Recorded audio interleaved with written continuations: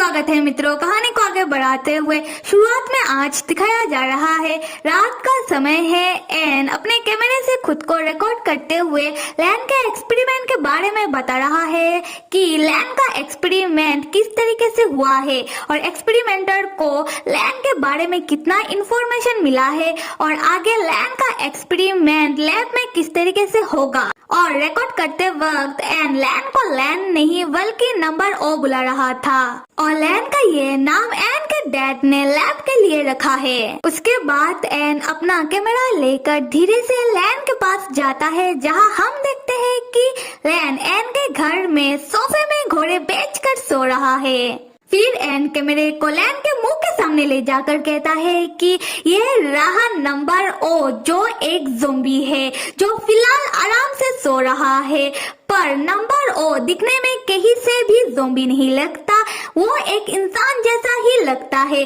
और यही तो है नंबर ओ की खासियत, जो शक्ति से जानवरों जैसा है, जो एक चलता फिरता लाश है, पर उसका दिमाग अभी भी इंसानों की तरह काम करता है। अगर अभी लैन नींद से जाग जाए तो एन का तो बैंड बज जाएगा। पार्ट ऑफ जोक आते हैं स्टोरी में। अगले सीन में लैन का क्लासरूम का सीन दिखाया जा रहा है, जहां लैन एन से परेशान होकर एन को कह रहा था कि एन तुम क्या चाहते हो, तुम क्या अभी मेरे गोद में बैठ जाओगे तब तुम्हें चैन मिलेगा, तुमने अपना सीट चेंज करके मेरे बगल वाले सीट में आकर क्यों बैठे हो। एन कहता है लैन जब देखो तुम मुझे डांटते रहते हो, मैंने चश्मों के साथ अपना सीट इसलिए चेंज करके तुम्हारे बगल वाली सीट में आकर बैठा हूँ, जिससे मैं तुम्हारे ऊपर नजर बिल्कुल भी नहीं बल्कि तुम्हारी पढ़ाई में मैं मदद कर सकूं। अभी अगर तुम समझ ही चुके हो तो अपना किताब निकालो और पढ़ना शुरू करो। दूसरी तरफ हम चश्मों को देखते हैं, जो एन के साथ अपना सीट एक्सचेंज करने के बाद वो जिन की बगल वाली सीट में जाकर बैठता है और जिन के साथ दोस्ती करने की कोशिश कर रहा था। कुछ देर बाद क्लास में टीचर आते हैं और क्लास शुरू होता है। क्लास चलते वक्त लैन एन को पूछता है कि लैन को अपना कुछ जरूरी डॉक्यूमेंट चाहिए जो एकेडमी में है।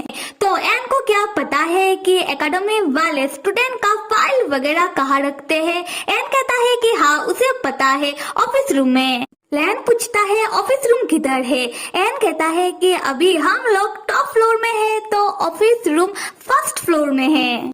ये सुनते ही लैन क्लास से चुपके से बाहर निकलने लगता है, एन को ये कहते हुए कि अगर टीचर मेरे बारे में पूछे तो उन्हें कहना कि मेरा तबीयत ठीक नहीं है तो मैं नर्स रूम में हूँ। उसी वक्त क्लास में एक लड़का लैन को चुपके से बाहर निकलता हुआ देख लेता है और चिल्लाते हुए टीचर से कहने लगता है कि टीचर देखिए लैन क्लास से भाग रहा है। ये सुनते ही लैन को उस लड़के के ऊपर गुस्सा आ जाता है और वो मुड़ के उस लड़के से कहता है कि तुम बिना मतलब के चिल्लाओ मत। वो लड़का तब लैन को ही बातें सुनाने लगता है। इस चक्कर में टीचर के सामने उन दोनों का झगड़ा हो जाता है। उसके बाद टीचर गुस्से में लैन और उस लड़के को दोनों को ही क्लासरूम से बाहर निकाल देते हैं, ये कहते हुए कि तुम दोनों निकलो यहाँ से।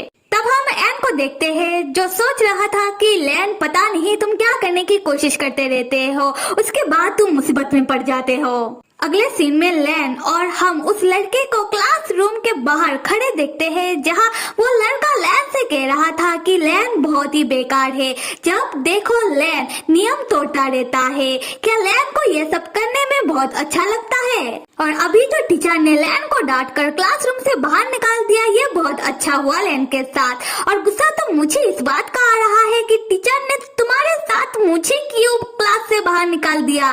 लैन कहता है क्या मेरे साथ जो हुआ अच्छा हुआ और तुम भी क्लासरूम से बाहर आ गए।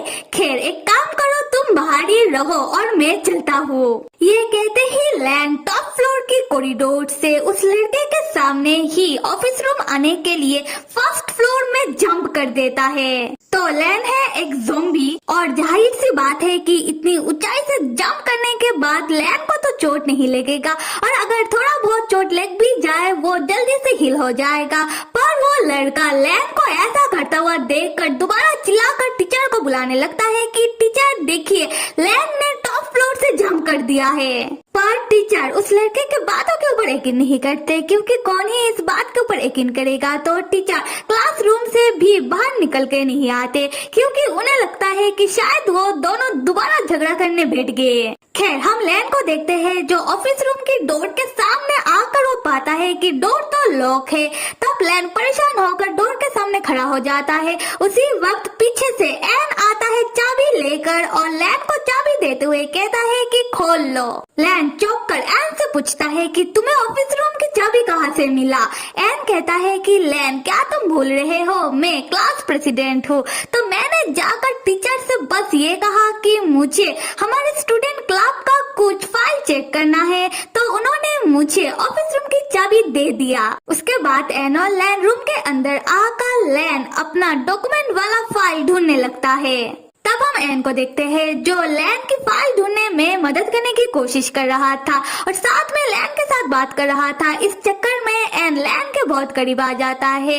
लैन तुरंत एन के पास से हटकर एन से कहता है कि तुम चुप रहो एन, तुम दिन ब दिन बातूनी होते जा रहे हो। एन कहता है कि इस बातूनी के कारण ही तो आज तुम्हें ऑफिस रूम के दरवाजे का चाबी मिला, वरना तुम रहते बाहर खड़े। उसके बाद एन लैन से पूछता है कि लैन, क्या तुम्हें तुम्हारा फाइल मिला।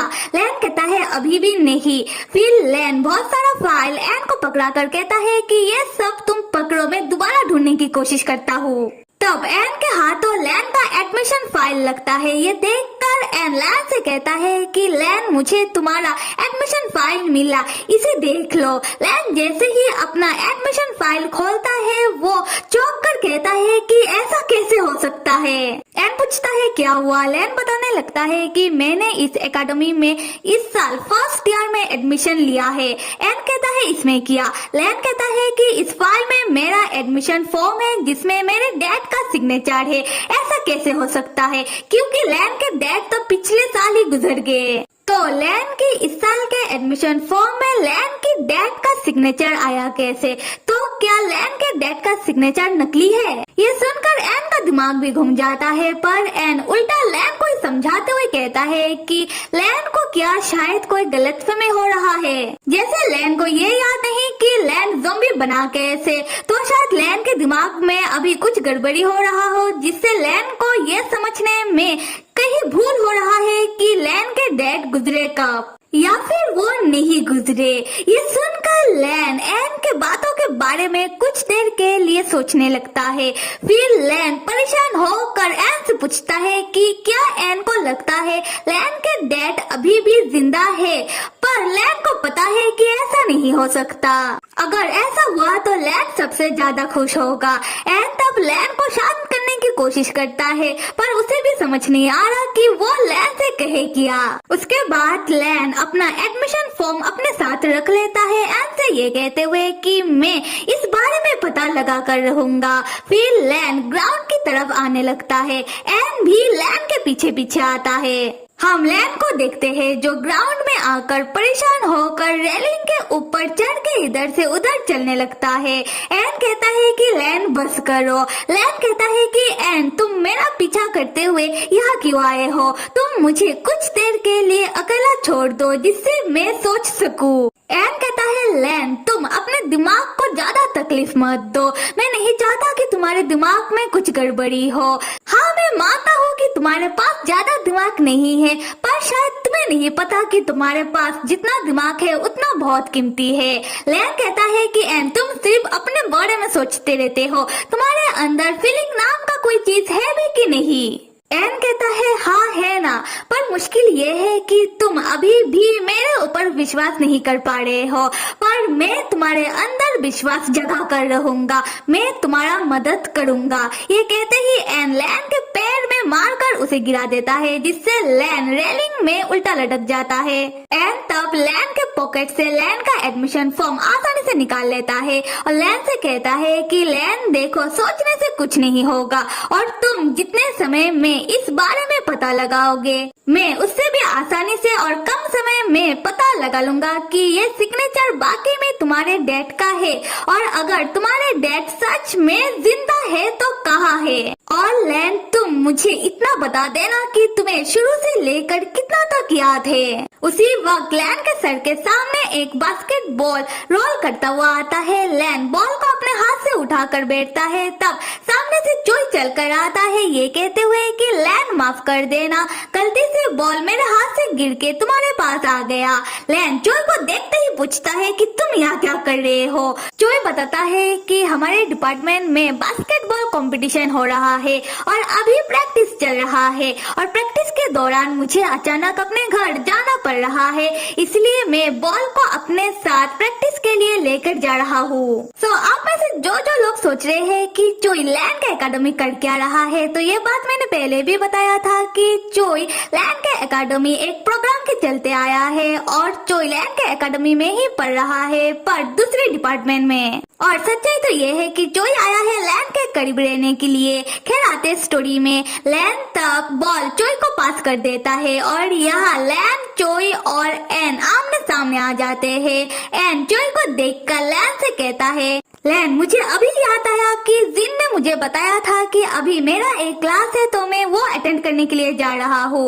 लैन पूछता है कि एन, हम दोनों तो एक ही क्लास में पढ़ते हैं, कौन सा क्लास है। एन लैन से कहता है ना एक क्लास, जिन ने मुझे बताया था, इसलिए तुम्हें नहीं पता। ये कहते हुए एन चोई को देखकर कहता है बाय, फिर एन जाने लगता है, और चोई भी अपना हाथ हिलाते हुए एन को बाय कहता है। लैन तब एन के पीछे पीछे आने लगता है, ये कहते हुए कि एन रुको, मैं भी आ रहा हूँ। और जाते वक्त लैन चोई से पूछता है, क्लासेस तो खत्म नहीं हुआ, तो तुम अभी अपने घर क्यों जा रहे हो। चोई कहता है, हाँ, घर में कुछ काम है, इसलिए जाना पड़ रहा है। चोई की नजर तब लैन के गले की डिवाइस की ओर पड़ता है, और वो ध्यान से देखकर सोच में पड़ जाता है कि लैन तो ऐसा बंदा नहीं है जो एक्सेसरीज वगैरह पहने। और ये बात लैन भी नोटिस करके तुरंत अपने कॉलर से अपना गले का डिवाइस को ढककर चोई के पास से वो अपने क्लासेस में आ जाता है। दूसरी तरफ हम वही गुंडे भाई साहब लोगों का बॉस को देखते हैं, जो चुप कर उन सबको ही देख रहा था, जो अभी अपने असली गेटअप में है। और लैन के जाने के बाद बॉस चोई को देखते हुए कहता है कि तो फिर तुम यहाँ हो, चलो अभी कुछ बात किया जाए। तो फिर मेरे प्यारे मित्रों, कहानी को आगे देखने के लिए आप सब लाइक, सब्सक्राइब और कमेंट करना तो बिल्कुल भी मत भूलिएगा। Till then stay with me and see you.